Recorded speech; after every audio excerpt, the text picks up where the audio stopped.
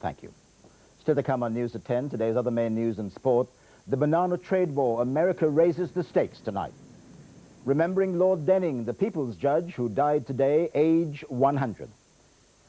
Graham Lasso gets the ball rolling in patching up the row with Robbie Fowler. And remember this. Almost the first person we saw was a little and girl. This. It was a day of tragedy. And this. The moment Berliners have waited 28 years for. Look back with us at just a few of the best moments of News at 10's 32-year run.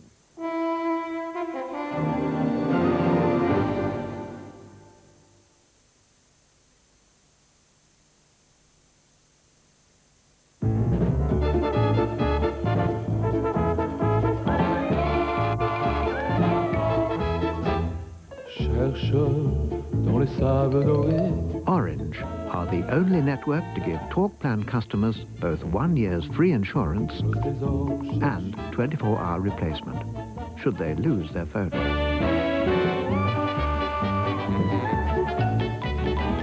Orange, the network that performs.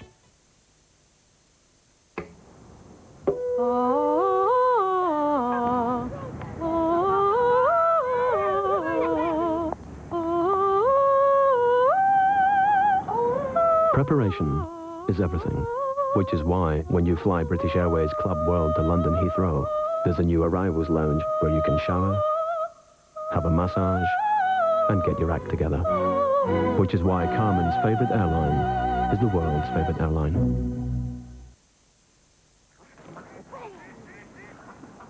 Go on. Granny, is this your job? No. Your granddad and I don't work anymore. Who takes care of you then? Well, we've got our pension with Standard Life. Are they any good? Standard Life takes good care of us. And they've been investing really well for years. So they're old then? But they keep going from strength to strength. Granny, is Granddad going from strength to strength? I don't think so, dear. Standard Life, for pensions, savings, and investments.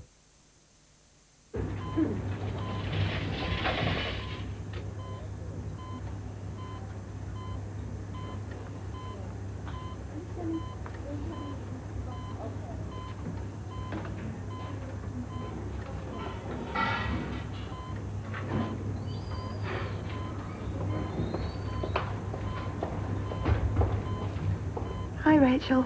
You got me again. Another girls' night in, eh? Nurses make a difference.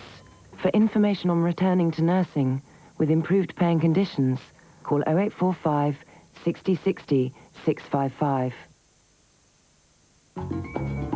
Helen doesn't care that 1 in 5 families in Britain is supplied by Scottish Power, or that we run one of the largest wind farms in Europe. What she does care about is the money she saved by switching both her gas and electricity to Scottish Power, which she spent on a day of fun for her little angels. If you'd like to be Scottish Power, call 0800 400 200. Bring your mobile number to the network that performs.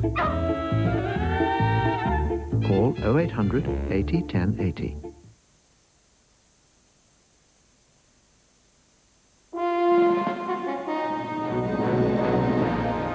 Welcome back. Neither side of the banana trade war was giving any ground today. It's the United States against Britain and the EU. Today, the American ambassador in London said it wasn't really about bananas or the cashmere trade, now threatened by punitive American duties, but about playing by the trade rules.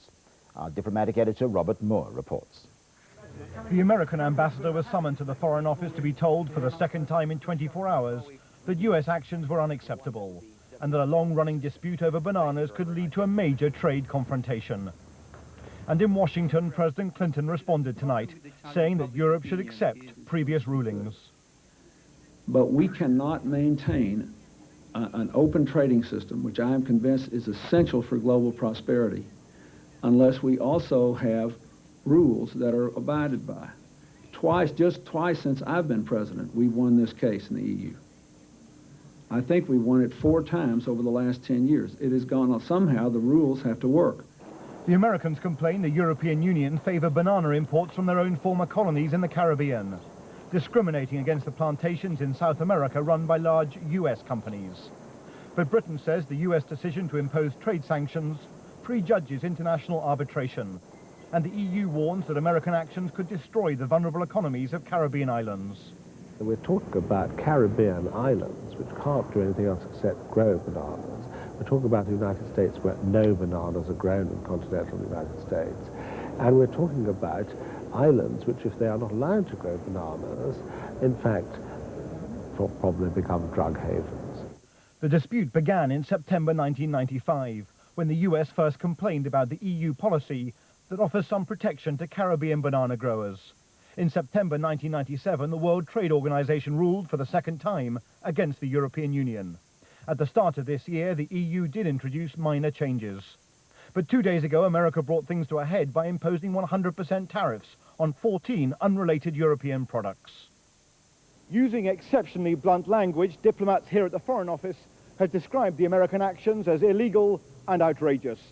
And amid such recriminations tonight, all sides acknowledge that a dispute over bananas could rapidly escalate into a major transatlantic trade war.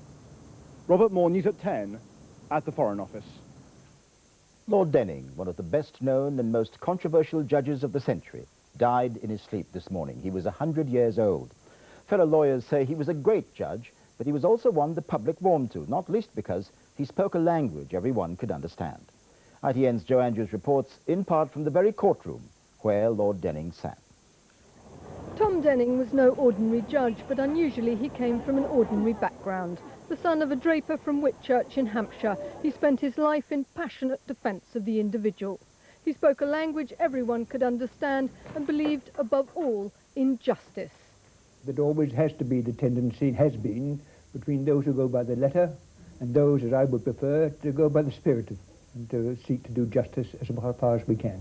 In tribute to him today, ITN cameras were allowed for the first time ever into the courtroom he dominated for nearly 40 years. It was from this seat that he altered the face of English law. He changed a lot of judicial attitudes. You couldn't afford more than one Denning a century, but he was absolutely essential.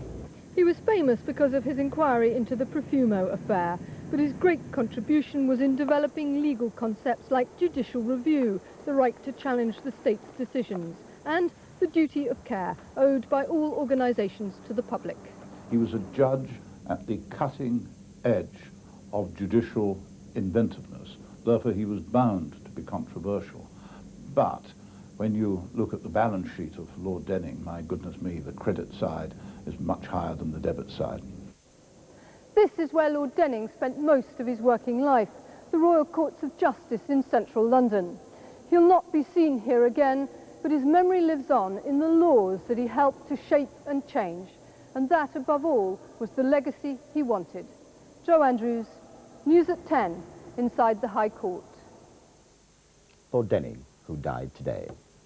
The families of 20 people killed in Italy last year when an American Marines jet cut through ski lift cables expressed their fury today that the pilot was acquitted of all charges. Captain Richard Ashby has apologized to the victims' families and said his thoughts were with them and his prayers were with them. James Archer, son of the millionaire author Lord Archer, was today sacked from the Citibank Credit Suisse First Boston.